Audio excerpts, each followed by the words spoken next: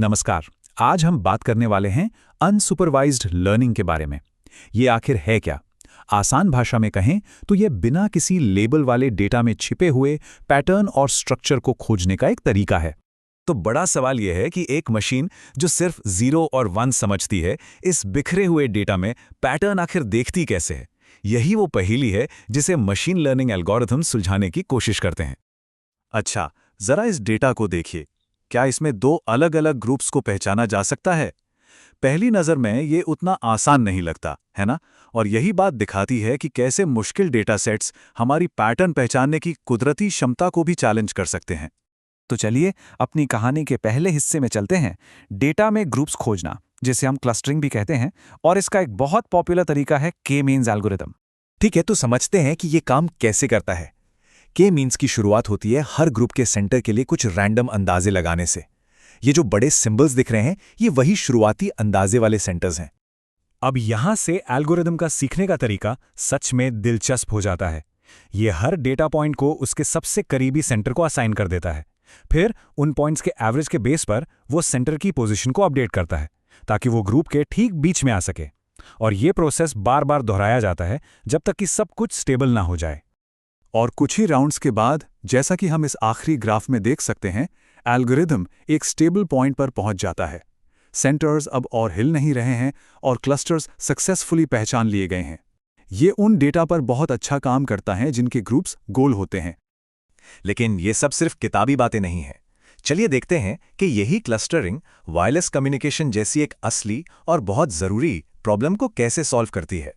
आज के wireless networks में एक बेस स्टेशन को एक ही वक्त पर कई यूजर्स के साथ कम्युनिकेट करना होता है।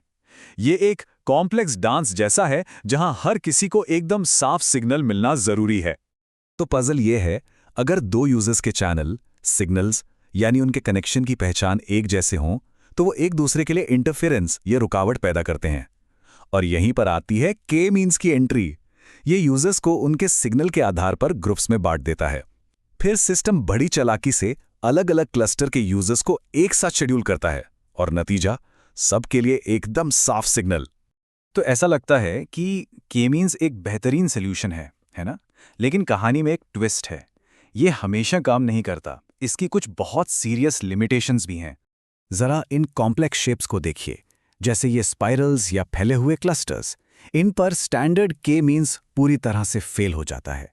और ऐसा इसलिए होता है क्योंकि ये सिर्फ सीधी दूरी के हिसाब से सोचता है और डेटा के असली उलझे हुए स्ट्रक्चर को देख ही नहीं पाता।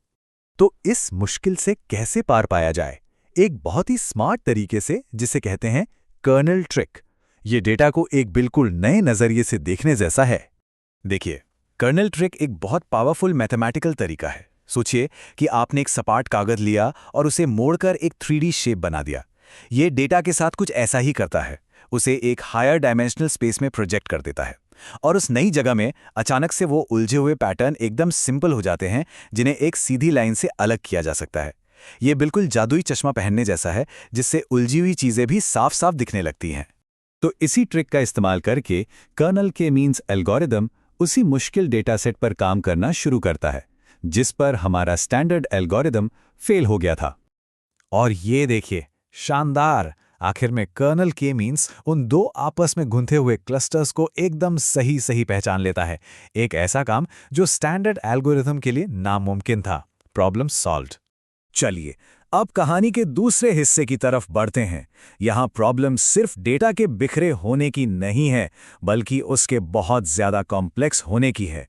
मतलब उसमें बहुत सारे डायमेंशंस हैं। इस कॉम्प्लेक्सिटी को समझने के लिए एक 3D चीज के बारे में सोचिए, जैसे कि एक हाथ। उसकी 2D परछाई या तो उसके शेप को बनाए रख सकती है या उसे पूरी तरह छुपा सकती है। सब कुछ इस बात पर डिपेंड करता है कि रोशनी किस एंगल से आ रही है। यहीं पर प्रिंसिपल कंपोनेंट एनालिसिस या पीसीए काम आता है। ये एक ऐसा एल्गोरिदम है जिसे खास तौर पर डेटा की सबसे ज्यादा जानकारी वाली परछाई खोजने के लिए ही डिजाइन किया गया है। ये डेटा को देखने का वो सबसे अच्छा एंगल ढूंढता है। लेकिन एक अच्छी परछाई का मतलब क्या होता है? पीसीआई ये कैसे तय करता है कि कौन सा नजरिया सबसे अच्छा है? इसका राज वेरिएंस में छिपा है। जरा इस विजुअल पजल को देखिए। यहाँ डेटा को दो अलग अलग लाइनों, ए और बी पर प्रोजेक्ट किया गया है। इन दोनों में से कौन सा 1D व्यू ज्यादा काम का लग रहा है? प्रोजेक्शन ए में डेटा ज्यादा फैला हुआ है, मतलब उसका वेरिएंस ज्यादा है और वो ओरिजिनल क्लस्टर के स्ट्रक्चर को भी बनाए रखता है। ये है अच्छी परछाई। वही प्रोजेक्शन बी में डेटा सिकुड़ गया है, वेरिएंस कम है और क्लस्टर का स्ट्रक्चर भी खो गया है।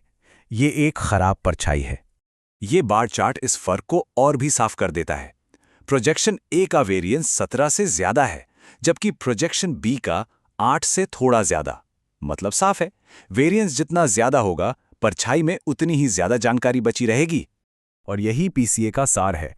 ये अपने आप उस प्रोजेक्शन को ढूंढता है जो वेरिएंस को सबसे ज्यादा करता है, और ऐसा करके ये डेटा में छिपी सबसे जरूरी जानकारी को बचा कर रखता है। और ये हमें एक बड़े सवाल पर लाकर छोड़ देता है। अगर मशीनें डेटा पर सबसे अच्छा नजरिया खोजना सीख सकती हैं, तो वो और क्या-क्या हैं जो वे हमें और ज्यादा साफ-साफ देखने में मदद कर सकती हैं।